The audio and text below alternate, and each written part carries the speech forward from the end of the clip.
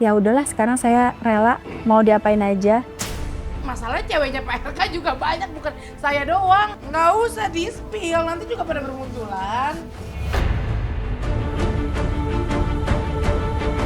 Publik tersentak ketika mengira badai yang menerpa Ridwan Kamil mereda.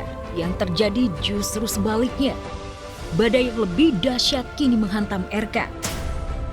Istri tercinta Atalia Praratya alias Bu Cinta resmi melayangkan gugatan cerai. Dan besok Rabu 17 Desember, sidang perdana akan digelar di Pengadilan Agama Bandung, Jawa Barat. Ironisnya, gugatan ini dilayangkan tepat anniversary pernikahan mereka yang ke-29 tahun. Bu Cinta sepertinya memilih akhir tahun ini dengan menutup kisah asmaranya bersama RK. Saya ini sudah mengalami berbagai macam ujian dalam kehidupan. Saya sudah kehilangan anak saya pokoknya banyak banget macam-macam di keluarga maupun di luar keluarga. Nah, saya sudah sudah sedalam itu saya diuji, maka fokusnya sudah berbeda sekarang dengan dulu gitu. Sekarang itu fokus saya cuma satu, saya ingin indah di mata Allah itu. Tolong bayangkan jadi saya kira-kira begitu ya. Saya itu kalau mau jujur ya, mau mengorbankan semua pencapaian saya buat nuker kalau boleh, itu nggak bisa. Kami menghadapi cobaan, nggak gampang menghadapi terlalu jauh mengenai gugatan perceraian ini. Apa yang disampaikan oleh Ibu Atalia, yang mudah-mudahan kita berdoa semoga selesai dengan baik. Publik pun mulai bertanya-tanya, apakah semua ini buntut dari skandal RK dengan Lisa Mariana? Hingga drama berjilid-jilid, mulai dari pengakuan Lisa seputar anak. Meski hasil endingnya negatif dan Lisa ditetapkan sebagai tersangka fitnah dan pencemaran nama baik, ternyata tidak cukup untuk mengobati luka. Jika selama pernikahan RK memang sempat mendua. Pasalnya Bu Cinta bukanlah orang sembarang. Selain terpelajar, juga merupakan anggota DPR yang terhormat. Tentunya keputusan ini tidak mudah. Tentu ada sesuatu penyebab. Terkait dengan tadi ada intrik, saya nggak terlalu memikirkan itu. Saya kan bisa berpegang kepada Yang Maha Kuasa. Karena tujuan kita fokus kan di situ, bahwa ada distraksi di perjalanannya, ada yang begini, ada yang begitu, ada yang gosip ini, fitnah ini, segala macam. Kan kita fokus aja. Selama kita merasa benar, lempeng aja. Karena kita bukan terkait dengan apa yang diomongin sama manusia kan. Itu kan hanya ujian di sekitar kita aja dan kita nggak akan lepas kok dari ujian itu. Apa tanggapannya Pak? Saya ada komentar, secara umum juga saya sudah lega ya. Fitnah besar ini bisa ditepis oleh sebuah cara ilmiah, yaitu tes DNA. Langkah Bu Cinta ini pun membuat Lisa menjadi buruan netizen. Bukannya takut lantaran berstatus tersangka kasus asusila dan pencemaran nama baik, Lisa justru terang-terangan kedapatan mengomentari kolom komentar sebuah akun gosip. Jika apa yang dilakukan Bu Cinta ialah keputusan terbaik. Analisis saya mungkin gak cuma sama Mbak LM ketahuannya, kan nggak tahu. Kan saya bilang mungkin, ya kan, mungkin semua bisa terjadi. Sing sabar Bu. Di Polda Jawa Barat, Lisa Mariana sudah sebagai tersangka di sana. Ya kita memantau saja. Wah itu dilebih-lebihkan, masnya sering ngelebih-lebihin kalau nanya. Terima kasih. Itu kesalahan ya Kak?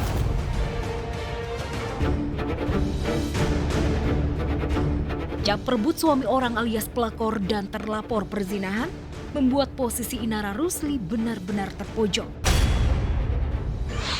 Kabarnya Inara terguncang secara psikis, terlebih melihat sikap Insanul Fahmi yang ternyata selain memohon tidak dicerai dirinya, publik kembali dibuat heboh dengan foto mesra Insanul dan Inara Rusli tampak bertemu sembari Inara menggandeng tangan Insan. Qadarullah lah semuanya, udah kehendak Allah juga.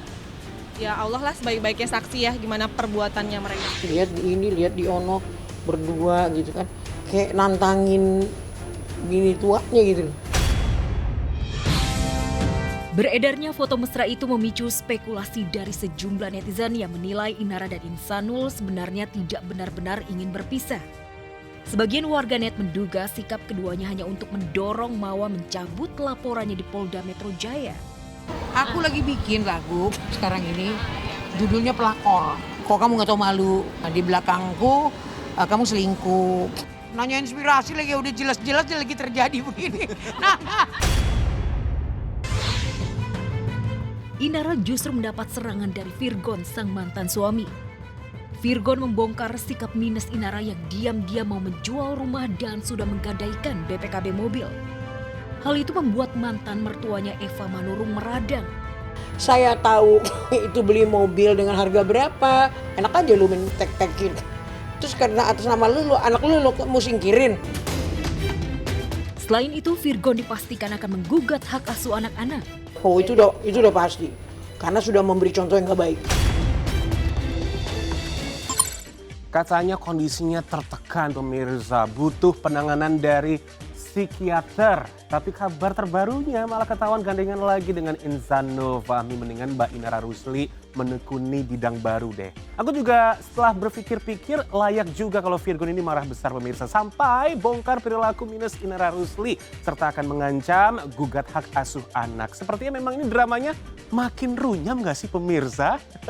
Oke pemirsa, tuntas sudah ya. James menemani Anda di hari ini. Dan sekarang waktunya untuk saya James Purba pamit. Tapi jangan lupa untuk saksikan Slap On News hari Senin sampai Jumat jam 9.30 waktu Indonesia Barat. Hanya di MNC TV, rumahnya Seleb. Have a nice day pemirsa. Bye-bye.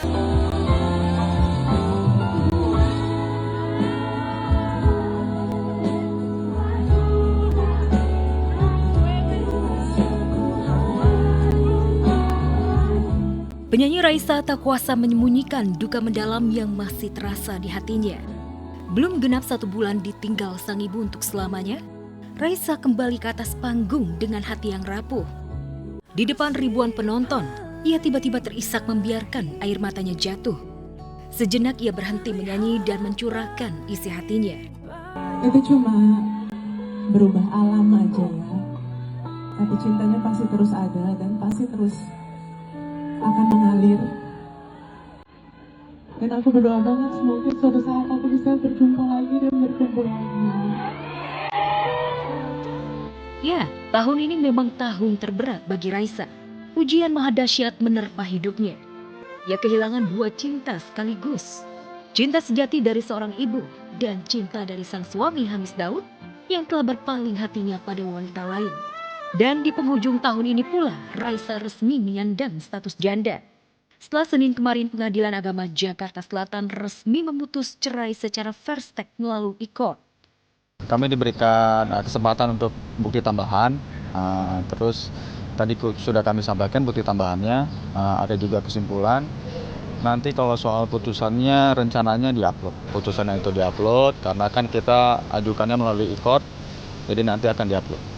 Pokoknya intinya akibat perceraian itu memang tidak menjadi isu, jadi itu semuanya fokusnya di sini adalah satu saja. Soal anak itu memang dari awal kita para pihak itu co-parenting, jadi sampai hari ini juga kan nanti ganti-gantian gitu. You know, Yaya tuh best friend saya. Kita bisa baik-baik dan kita lagi berusaha sebaik mungkin untuk co-parenting. Saya berkomunikasi sama dia tuh setiap hari, setiap malam, setiap pagi, setiap malam. Jadi kita tanggung jawab kita emang untuk urusan anak kita. Kita kompak banget. Jadi mungkin saya mohon jangan dibuat-buat hal-hal yang enggak karena kita benar-benar baik banget hubungan kita saat ini. Saat Raisa terluka dan menangisi ujian yang menerpa, Hamis Daud justru sudah terlihat aktif melakukan aksi kemanusiaan dengan terjun langsung ke lokasi bencana banjir bandang Sumatera, tepatnya di Kabupaten Biren, Aceh Utara. Bapak satu anak itu begitu tercengang melihat betapa hancurnya kota Aceh akibat banjir bandang. Jadi sebenarnya pas waktu banjir itu permukaannya itu penuh dengan kayu-kayu yang kayak uruk semua tembok dan kafe, restoran, pemukiman semua itu dihancurin gara-gara kayu-kayu itu ya. Love, I'm still looking.